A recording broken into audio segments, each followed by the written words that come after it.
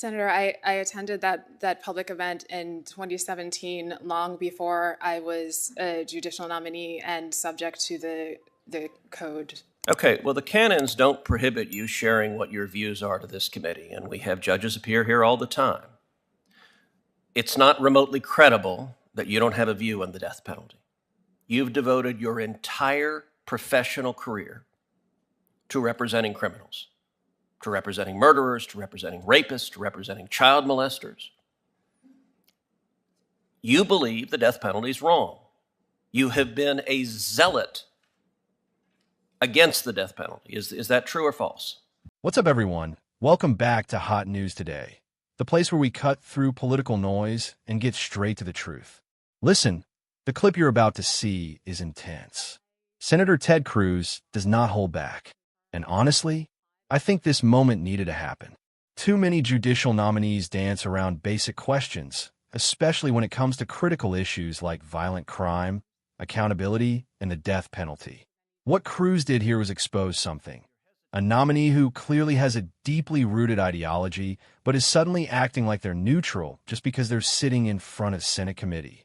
And when you see the back and forth, when you see the hesitation, when you see the refusal to answer even simple questions, yeah, you'll understand why this exchange is blowing up.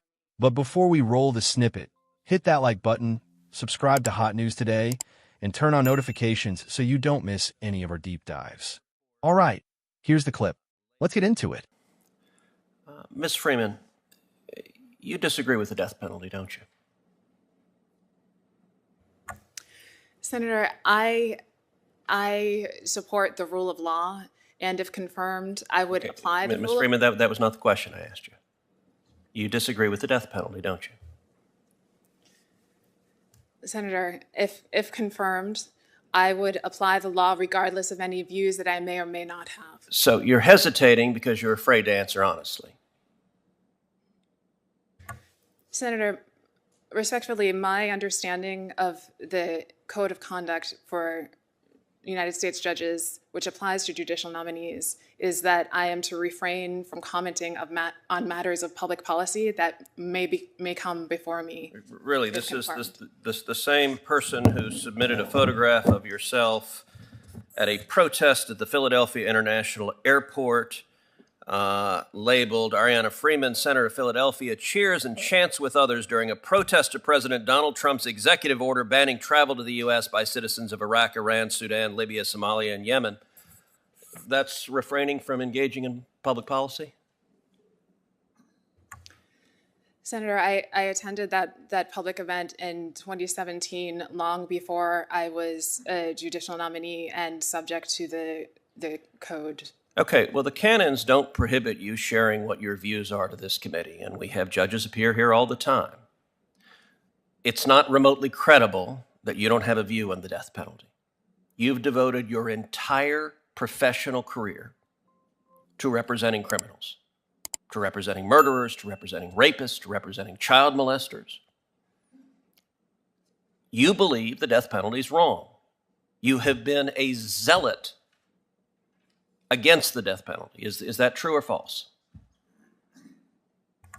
Senator, I have spent 12 and a half years fulfilling my duty to zealously advocate for the interests of my client, regardless of the sentence. Some of those sentences were death sentences. For the past 8 or so years, I have worked on non-capital cases. Okay, well, I'll tell you, let's take the case that the Pennsylvania Supreme Court talked about, and Senator Hawley discussed this some. Terrence Williams, one of your clients, had a long list of violent crimes, including armed robbery and another murder, just months before he killed Mr. Amos Norwood. Mr. Williams had separately been convicted of murdering a different victim by stabbing him 20 times in the head, the back, the chest, clean through his neck, before then trying to burn his body. Apparently, this method of murder was one Mr. Williams was fond of, because his second victim, Amos Norwood, he blackmailed him to meet him in a cemetery, where Williams beat Norwood with a tire iron until he died. And then the next night, Williams returned to burn the victim's body. Terrence Williams is a bad guy. when you're faced with a repeat murderer about whom there are no serious questions of guilt, nobody doubts that this guy is a serial murderer. Your choice, you don't feel sympathy for the victims, you don't stand with the victims. Your choice, you've spent your life trying to save that murderer. And listen, here's what the Chief Justice of the Pennsylvania Supreme Court said about your office. Because you keep saying zealously represent, and you're right, everyone is entitled to a defense.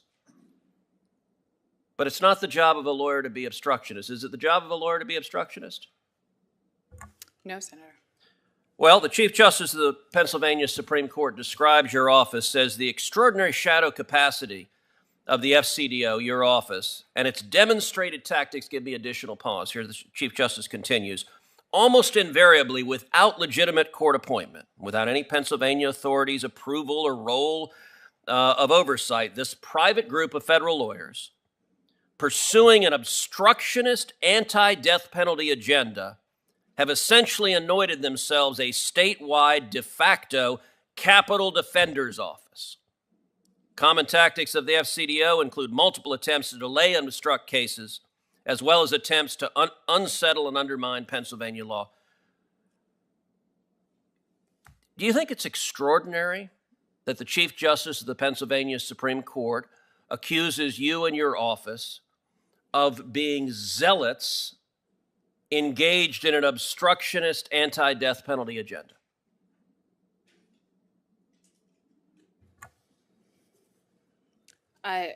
I'm not aware of how often something like that occurs, Senator.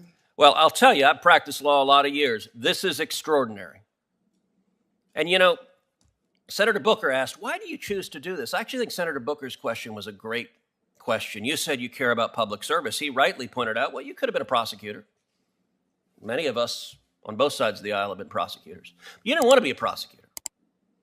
You wanted to stand with the criminals because, as the Chief Justice has said, your office is engaged in a zealotry, in an agenda against the death penalty, game playing. And, you know, Senator Booker said, well, it's bad for your career to be a public defender. That actually is not the case. If you look at Joe Biden, last night Joe Biden said we shouldn't abolish the police, and all the Democrats stood and applauded.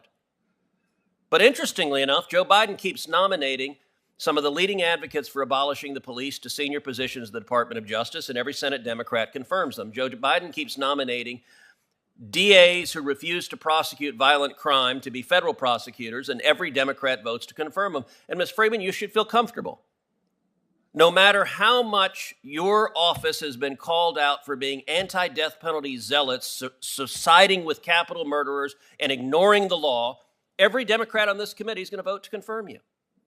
But I will tell you, this is a three-pronged strategy from the Democrats to abolish the police.